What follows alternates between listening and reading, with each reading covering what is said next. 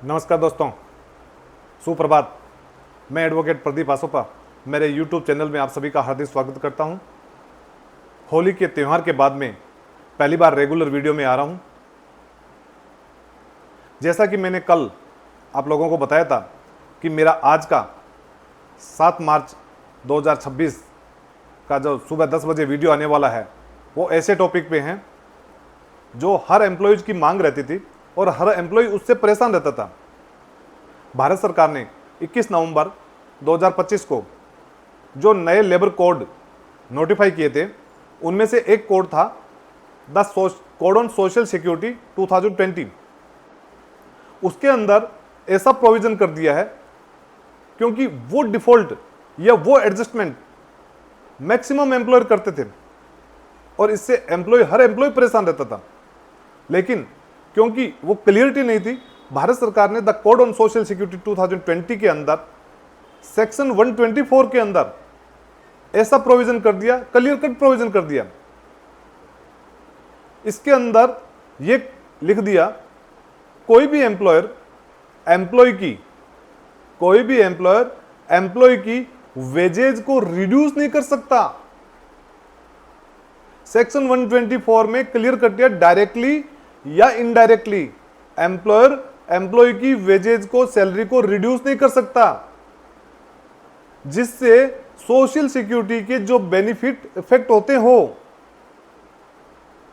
अब समझ गए होंगे, जो भी एम्प्लॉय, जो भी वर्कर, जो भी लेबर मेरी बात सुन रहे हैं, समझ रहे हैं, section 124 the code on social security 2020 के अंदर ऐसा प्रोविजन कर दिया गया है कि अब एम्प्लॉयर किसी भी सिचुएशन के अंदर डायरेक्टली या इनडायरेक्टली जिससे सोशल सिक्योरिटी के बेनिफिट इफेक्ट हो रहे हो, वेजेज को रिड्यूस नहीं कर सकता। यदि वो ऐसा करता है तो जो the code on social security 2020 के अंदर पेनल्टी ऑफेंस डिसाइड किए गए हैं वो उस एस्टेब्लिशमेंट को, वो उस कंपनी को पे करने होंगे, उसका सामना करना होगा। मेरी सभी एम्प्लॉयर साथियों से भी रिक्वेस्ट है कि वो अपने एचआर डिपार्टमेंट को और अकाउंट्स डिपार्टमेंट को ये कन्वे करें मैसेज कि भी किसी भी सैलरी शीट में, किसी भी वेजेज शीट के अंदर एक बार डिसाइडेड जो सैलरी है या वेजेज हैं उसको रिड्यूस ना करें, क्योंकि सैलरी और वेजेज को इंक्रीज करने का कहीं पे भी वो बाउंड नहीं है।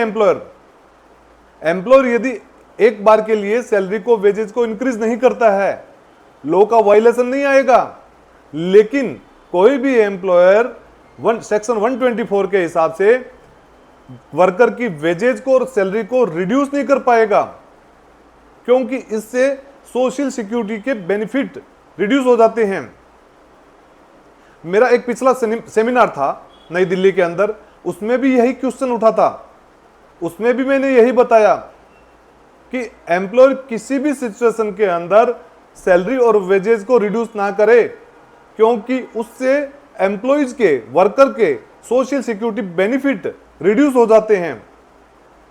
उससे उसको जब परेशानी होगी तो मैटर लिटिगेशन में जाते हैं। तो अपने लिटिगेशन के मैटर को बचाने के लिए एम्प्लॉयर से यही रिक्वेस्ट है कि सैलरी और वेजेज किसी भी सिचुएशन में रिड्यूस ना करें।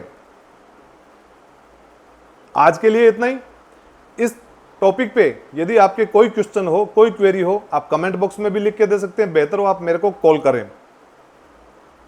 अगले दिन एक ऐसा टॉपिक लेके आऊंगा जो पिछले टॉपिक के अंदर मैंने बताया था, सेक्शन 55-54 का जिक्र किया था, जिसमें द कोड ऑन वेजेज 2019 में कंपनीज के लिए पेनल्टी और ऑफेंस का जिक्र किया गया था। अब मैं अगले टॉपिक में बताऊंगा जो हर एम्प्लॉयर के लिए सुनने लायक होगा, और एम्प्लॉयर ध्यान से उस जो अगला मेरा वीडियो रिलीज होगा उसको जरूर देखना। उसमें मैं बताऊंगा the code on social security 2020 के अंदर यदि लोग इसका कोड का वायलेशन किया जाता है एस्टेब्लिशमेंट के द्वारा तो क्या पेनल्टी और ऑफेंस है। मैं आपको इतना सा हिंट दे देता हूं कि जो कोड ऑन वेजेज 2019 के पेनल्टी और ऑफेंस थे उससे ज्यादा हैं। इसलिए अगले वीडियो को हर एम्प्लॉयर जरूर देखना। और मेरे सभी एम्प्लॉयर साथियों और एम्प्लॉय साथियों से निवेदन है कि इस चैनल को ज्यादा से ज्यादा सब्सक्राइब कीजिए, शेयर कीजिए और लाइक कीजिए, ताकि ये सूचना ज्यादा से ज्यादा व्यक्तियों तक पहुंच सकते हैं। मेरा एक ही उद्देश्य है कि नए लेबर जो कोड आए हैं उनका जो नॉलेज है वो हर व्यक्ति तक पहुंच पाए, ताकि लिटिगेशन के मामले कम से कम जाएं। आज के लिए इतना ही। नमस्कार, धन्यवाद।